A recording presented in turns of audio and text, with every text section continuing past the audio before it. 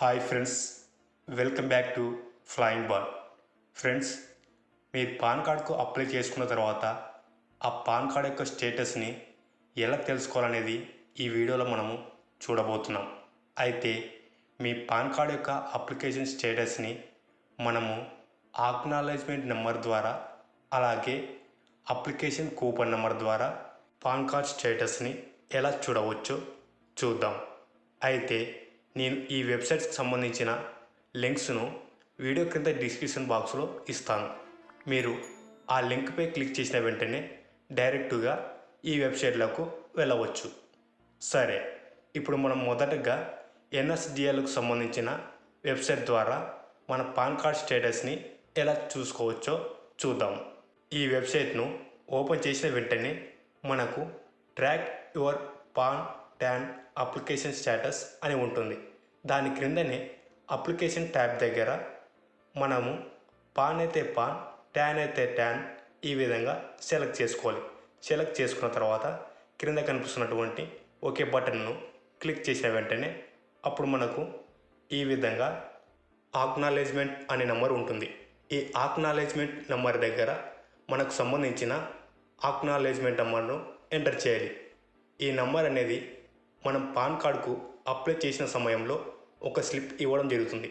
ఆ స్లిప్ పైన 15 డిజిట్స్తో ఈ నెంబర్ ఉంటుంది.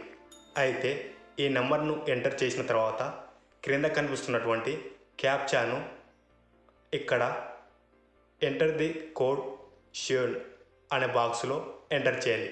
ఎంటర్ చేసిన తర్వాత క్రింద కనిపిస్తున్నటువంటి సబ్మిట్ అనే బటన్పై క్లిక్ చేసిన వెంటనే అప్పుడు మన పాన్ అప్లికేషన్కి సంబంధించిన స్టేటస్ అనేది ఈ విధంగా చూపించడం జరుగుతుంది.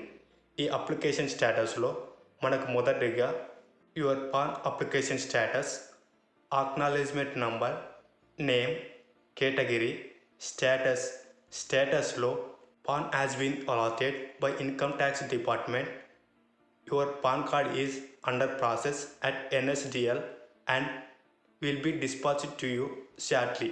ఈ విధంగా ఉంటే మన పాన్ అప్లికేషన్ అనేది అప్రూవల్ అయినట్లు, ఆ పాన్ కార్డ్ అనేది తయారైన తర్వాత మనం ఇచ్చినటువంటి అడ్రస్కు పోస్ట్ ద్వారా రావడం జరుగుతుంది. తర్వాత పర్మనెంట్ అకౌంట్ నెంబర్ దగ్గర మనకు సంబంధించిన పాన్ నెంబర్ అనేది ఉంటుంది. ఈ విధంగా ఎన్ఎస్డిఎల్ అనే వెబ్సైట్ ద్వారా మన పాన్ కార్డ్కి సంబంధించిన అప్లికేషన్ స్టేటస్ని తెలుసుకోవచ్చు. తర్వాత మనము యూటీఐ ఐటీఎస్ఎల్ అనే వెబ్సైట్ ద్వారా అప్లికేషన్ కూపన్ నెంబర్తో మన పాన్ కార్డ్ యొక్క అప్లికేషన్ స్టేటస్ని ఎలా చూడాలో తెలుసుకుందాం. మనం గూగుల్లో యూటీఐ ఐటీఎస్ఎల్ పాన్ కార్డ్ అని ఎంటర్ చేసి సెర్చ్ చేసిన వెంటనే ఈ విధంగా మొదటి పేజీలో పాన్ కార్డ్ యూటీఐ ఐటీఎస్ఎల్ అనే పేజీ ఉంటుంది.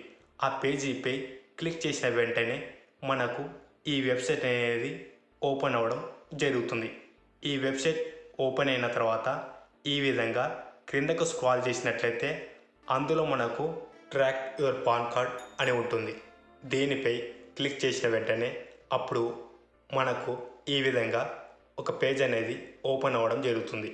ఈ పేజీలో అప్లికేషన్ కూపన్ నెంబర్ దగ్గర మనం అప్లై చేసినప్పుడు ఒక స్లిప్ అనేది ఇవ్వడం జరుగుతుంది.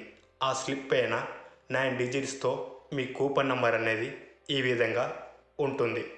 ఒకవేళ మీ మొబైల్ నెంబర్కు ఎస్ఎంఎస్ ద్వారా మీ పాన్ నెంబర్ వచ్చినట్లయితే పాన్ నెంబర్ అనే దగ్గర మీ పాన్ నెంబర్ను ఎంటర్ చేయవచ్చు.